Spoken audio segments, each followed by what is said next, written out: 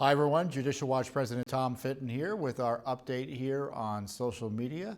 Thanks for joining us this week. It's been busy. I was unable to do the weekly update last week, but I thought even at this late hour, I thought you deserved some update on our work, which remains key to uncovering what the government is up to and the malfeasance behind too much of the government decision-making, especially as it relates to the Russiagate scandal. Judicial Watch has more lawsuits than ever targeting the abuses targeting President Trump. There is no other organization out there that has the breadth of lawsuits and investigations trying to figure out and get to the bottom of the abuses of power during the Obama administration that went into the Trump administration, targeting then candidate Trump and President Trump. And these were violations of law, it looks like. And of course, you've got this illegal secrecy to cover it up. And I know there's been debates here in Washington, and there's been a request for General Sessions to appoint a second special counsel this week. I think it's like I think it may be the third or fourth time he's been requested to appoint another special counsel, which he hasn't done. Which is another issue. But we don't wait for special counsels. Judicial Watch doesn't wait for Congress. We don't wait for special counsels. We do our own separate independent investigations.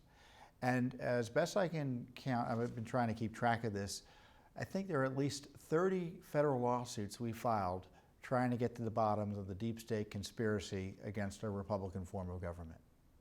30 federal FOIA lawsuits. Some of them have hit pay dirt. For instance, we uncovered that Andrew Weissman, the number 2 in Mueller's operation, a prosecutor in the Justice Department at the time, is an anti-Trump partisan who sent an email to Sally Yates, the Department of Justice, actually acting Attorney General, Obama holdover, who was there at the beginning of the Trump administration, who had to be fired by President Trump for refusing to enforce his travel restrictions on immigrants from terrorist countries. He sent an email saying, "I'm in awe of you." Congress didn't find that. It wasn't disclosed voluntarily by the Justice Department. We had to sue to get the records. That's the sort of thing that Judicial Watch does. We have lawsuits on the dossier. We have lawsuits on the unmaskings. We have lawsuits on the targeting of General Flynn. We have lawsuits on virtually everything of importance related to the big investigation, as I say, targeting President Trump improperly, and the abuses associated with that targeting. And just this week or last week, we filed 2 new federal lawsuits, which I say brings it up past 30, against the Justice Department for documents on this Fusion GPS racket. This was the company that was hired by Hillary Clinton and the Democratic National Committee to gather dirt on President Trump. And they paid the author of the dossier, Christopher Steele. Now, we sued for documents specifically, because we have other lawsuits on the dossier, on the Department of Justice scandal that the number 4 official at the Justice Department at the time, Bruce Orr, was dealing with Fusion GPS even while his wife Nellie worked for Fusion GPS.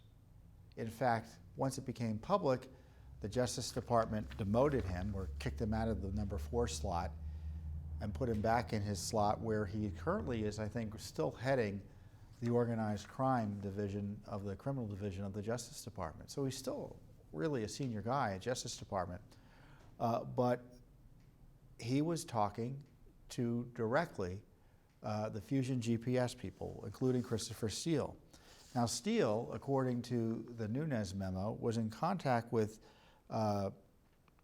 Orr repeatedly, and including, and I'm reading this from the memo, in September 16, 2016, Steele admitted to Orr his feelings against then-candidate Trump when Steele said he was desperate that Donald Trump not get elected and was passionate about him not being president. And the emphasis was in the original. The clear evidence of Steele's bias was recorded by Orr at the time and subsequently in official FBI files, but not reflected in any of the Page FISA applications, the Carter Page FISA applications. So you have this number 4 official of the Justice Department put on notice that Steele was out to get Trump and didn't want him to be president. And certainly we also knew about the background of the payments by the Clinton fronts, the Clinton DNC operation, to pay Steele to do this work. And even after Steele supposedly was let go by the FBI, because the FBI in the lease was thinking of hiring him, they paid to fly him around, Orr still met with Steele. An outrageous conflict of interest. It shows why the Justice Department FBI investigations surrounding Russia collusion have been so thoroughly compromised. And it's really outrageous that the Justice Department, despite this admissions, because they demoted Orr, we all know why they did it. They're withholding documents about Orr's communications with Steele. So we sued separately for Orr's communications with Steele, in documents about communications with the Fusion GPS owner Glenn Simpson, and also basic calendar entries to figure out what he was doing and when. And we asked documents about Nellie Orr. What was her communications with the Justice Department, and specifically, her husband? So we're asking these questions. You would have thought that special counsel was asking these questions. I know the president was upset because I think it was a week or so ago, General Sessions said, well, he's going to give it to the IG. At this point, the IG ain't good enough. That's why you've had Senator Grassley call for a special counsel. And I don't think that's going to work either, and here's why. Because if you get a special counsel appointed to investigate, I don't know if you know what they're supposed to be investigating at this point. Is it the FISA abuses? Is it the unmaskings? Is it the decisions not to prosecute Hillary that were based on illicit politics at the top levels of the FBI and Justice Department? Is all that going to be investigated? Are they going to investigate Mr. Mueller, who supposedly is using this dossier created by the Hillary Clinton campaign? Recall, the Hillary Clinton campaign created this dossier, and by hook and by crook got it laundered into the FBI and Justice Department to target the Trump people and President Trump himself. So is this special counsel going to come in and ask questions about what Mueller was up to? Is he going to ask, why did the special counsel withhold information from the American people for 4 or 5 months about the removal of Peter Strzok, that anti-Trump FBI agent, from his team? Is he going to ask why Andrew Weissmann, the number 2 who I talked about, is still on his team despite being an anti-Trump partisan? Weissmann, by the way, also went to Hillary Clinton's election night party. Just think about that. The number 2 in the special counsel was applauding this lawless attempt to thwart President Trump's lawful order by the acting Attorney General, and also had previously went to Hillary Clinton's election night party. This is the independent counsel or special counsel, top dog. The special counsel, a second special counsel, is going to necessarily run into the Mueller operation. And frankly, we know what's going to happen, because Mueller is being treated like a king, by Rosenstein and by Sessions' refusal to unrecuse himself, General Sessions. So unless the special counsel is going to be brave enough to stop the Mueller investigation while he investigates it, the abuses will continue, because I think the Mueller special prosecution is an abuse. There would have been no Mueller investigation, no appointment, without this shady dossier created by Hillary Clinton. There's zero doubt about that. You wouldn't have had the dossier. You wouldn't have had Comey go in to President Trump and talk to him about this dossier that we now know that Obama was involved in helping set up, it looks like.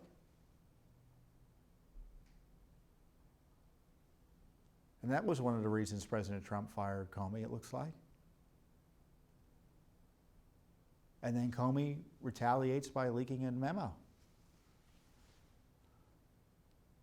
and gets Mueller appointed. And now Mueller is using this same dossier.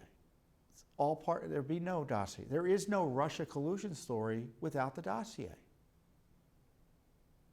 I know there's been this Democratic memo in response to the Nunes memo. The Democratic memo isn't worth the paper it's written on. Why? Because we're expecting the Democratic Party to talk about a Democratic Party document in an honest way, one that obviously was misused and abused by the Justice Department and FBI to justify spying on the political opponent of the Democratic Party nominee. Please. This is why our lawsuits are so important, and this is why it's frustrating that the Justice Department, the FBI, the NSA, no matter who we ask, they don't want to give us the documents. We all know there's a dossier. This Justice Department, FBI, NSA are refusing to confirm or deny the dossier exists. We all know have been unmaskings. They're refusing to confirm or deny the unmaskings exist. It's not a question of withholding documents. They're pretending they can't even tell us one way or another whether they did what is being alleged here.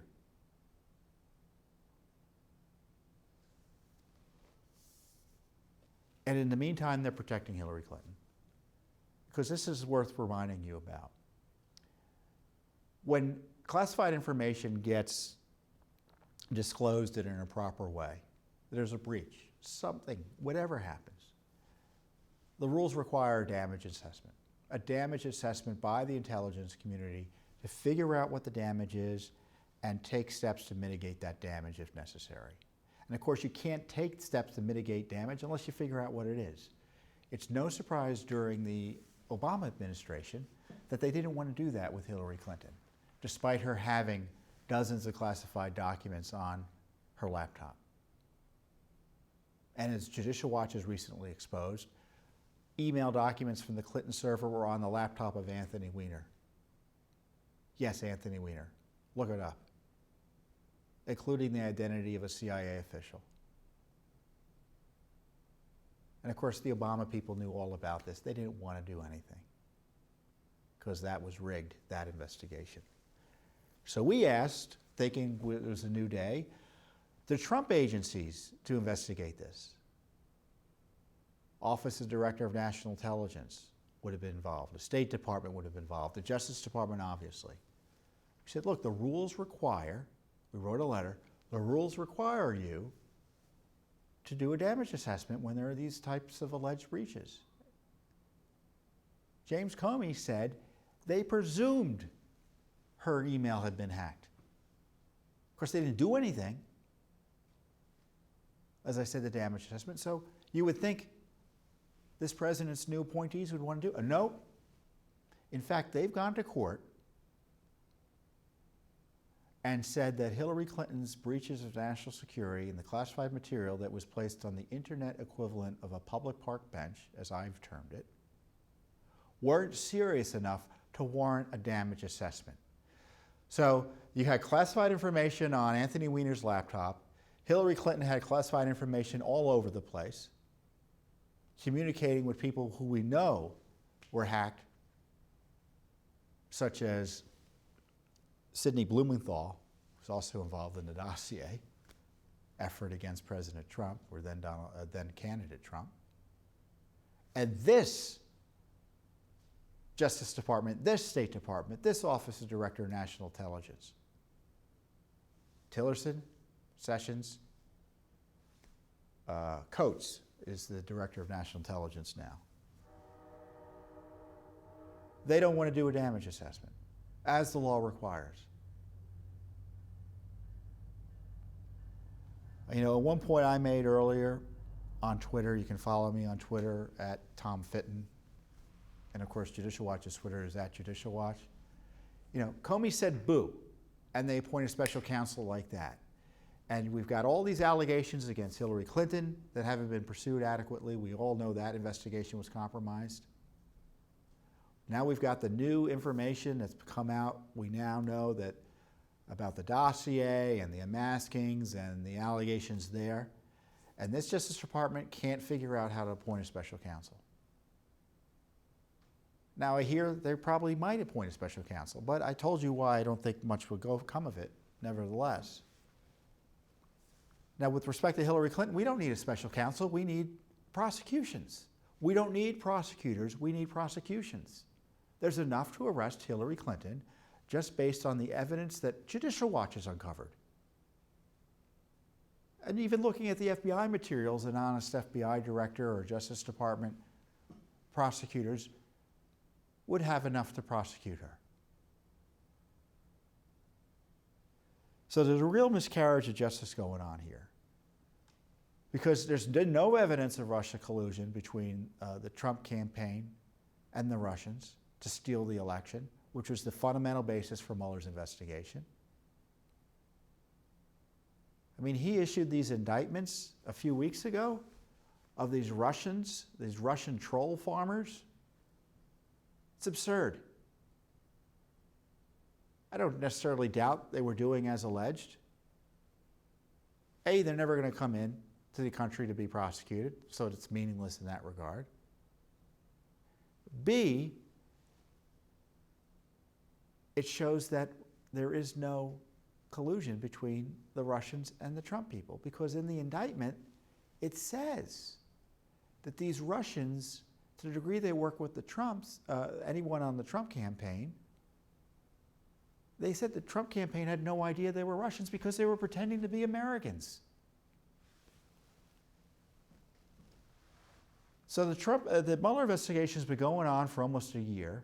No evidence of a collusion between the Russians and the Trump campaign. We know the only basis for it was this phony dossier created by the Hillary Clinton campaign. And it's about time, and I've been calling on the Mueller investigation to be shut down for some time, put up or shut up. We didn't hire you to prosecute every crime in the world that you think you can find just because you're targeting people. It's the exact opposite of the way the Justice Department and the justice system is supposed to work. You're supposed to have evidence of a crime, or good reason to think a crime occurred, and investigate it. You're not supposed to have a target and then try to figure out if there's a crime associated with that target.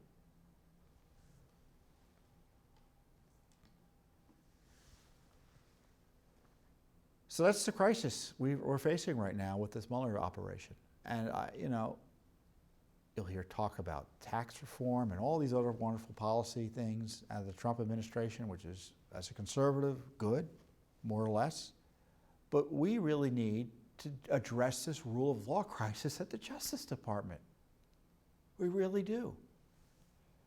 And this is what Judicial Watch is trying to do through our educational efforts to expose the misconduct surrounding the targeting of President Trump, the protection of the Hillary Clinton Obama gang.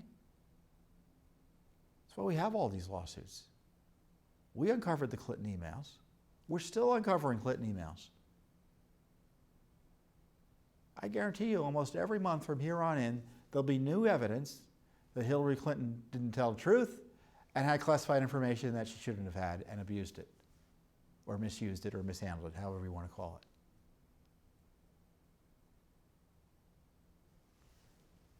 So let's stop talking about investigating and let's get it done. And in the meantime, we're just going to keep on doing the work we know how to do.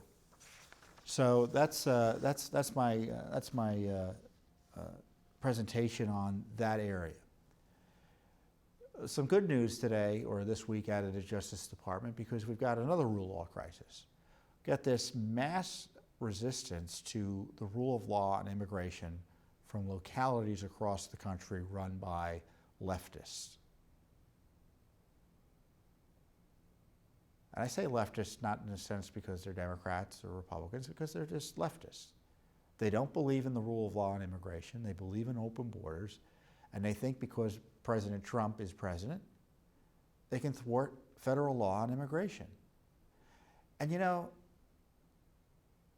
the impact is real world in the sense that people get killed because of it, like Kate Steinle in San Francisco. And these sanctuary policies has talk about a misuse of the word sanctuary. They're policies that prevent the police from doing their job and protecting the people they serve from illegal alien criminals. because the police are prohibited or sheriff departments are prohibited from communicating with the feds about criminal aliens. Not that they're criminal because they're here illegally, which is a whole other matter, but aliens who commit crimes, legal and otherwise, both legal and illegal aliens who commit crimes, theft, murder, rape, assault, robbery. They're in jail already. They've been convicted. And they're being told, these law enforcement personnel, not to talk to ICE and tell these folks when they're going to be, tell feds when they're going to be released. In the case of San Francisco, because ICE was not informed about the release of one particular individual who was an illegal alien criminal, he went on to kill Kate Steinle. Now, Judicial Watch filed a taxpayer lawsuit against the San Francisco Sheriff's Department over that sanctuary policy they have that is so deadly and dangerous. And back in December, it was allowed to go forward, which is a big deal. And so we're doing the work and trying to stop these sanctuary policies directly, because the federal government may try to cut off the money. But frankly, I don't think it's enough money to stop these cities and states from doing what they're doing. That's why I was pleased to see that Attorney General Sessions announced that they're filing a lawsuit against the state of California over their new sanctuary policy, which is kind of like a statewide version of these other local city policies that I was describing to you. Following Judicial Watch's lead. We're the ones who've been suing over these sanctuary policies, not the Justice Department. So it's good to see the Justice Department enforcing the rule of law here. And it's essential. It really is essential. Because as long as we have these sanctuary policies, guys, we could have a wall 100 foot high and it ain't going to work. It would not work. Because these sanctuary policies are the equivalent of a giant welcome sign over every major metropolitan city in the United States. So if you're an illegal alien, what is your thinking? I just need to get over that wall and then I'm free and clear. But the lawlessness is getting worse. You may have seen a story about, I didn't review it carefully, it just occurred to me to talk about it. So you'll have to look up the details.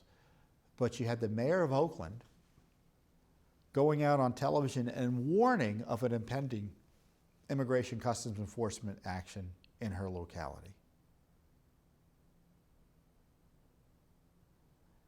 which not only allowed illegal alien criminals who probably will go on to kill, maim, and hurt innocents, but also placed law enforcement at risk because they told the bad guys they were coming. Talk about arresting Hillary Clinton. That sort of aiding and abetting illegal behavior, they may have to start arresting these mayors. If you'd asked me a year ago, I said, well, I don't know if you can do that, but this is just so extreme what's going on now. These people hate President Trump so much, they're willing to put your lives at risk to make a political point. Politics before the public safety. And they don't care what laws they break to do it. We see that with the sanctuary, and this is the epidemic we're facing. We're seeing this with sanctuary policies, and we're seeing this with the targeting of President Trump. They don't care about the rules as long as they get the politics right. They don't like President Trump, so we'll break the rules to spy on him, we'll leak material on him illegally. The Justice Department has 27 open leak investigations. 27 open leak investigations. You hear this breathless media reporting about, Mueller indicting or getting people who have nothing to do with much of anything as it relates to the claims he's supposed to be pursuing. They're all excited about this. They have this Sam Nunberg, this former Trump official who wasn't involved in the campaign, go on all over the place. Yet there are 27 investigations by the Justice Department of illegal leaking, which is massive.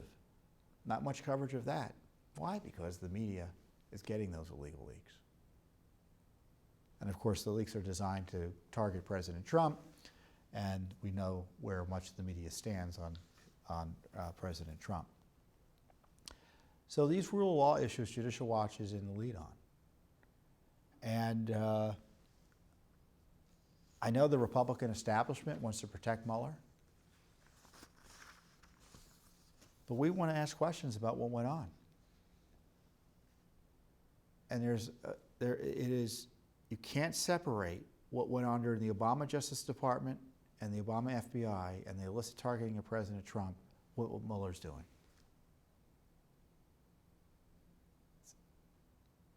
They're tied. They're linked together. So whether it comes to enforcing the rule on immigration or enforcing the rule of law generally here on transparency and trying to highlight prosecutorial abuses by the Obama administration that continued through the Mueller investigation today under President Trump's Justice Department, and highlighting the lawlessness of the FBI leadership, Judicial Watch is in the lead. There are individual members of Congress who are doing heroic work, like Jim Jordan, Chuck Grassley. Lindsey Graham is doing some good work here. I know some conservatives don't like him, but he's been pretty good on this. And of course, Devin Nunes, head of the Intelligence Committee. So there are individual members who do the work despite not getting as much support as they should from the leadership of both the Senate and the House. But you can always rely on Judicial Watch to do the work. We're doing the heavy lifting on behalf of you, the American people. So with that, I'll let you go. Have a great week. We'll see you next week. We've got more lawsuits to talk about. I think we'll have some more disclosures you'll want to hear about. Thanks for joining us. Have a great weekend.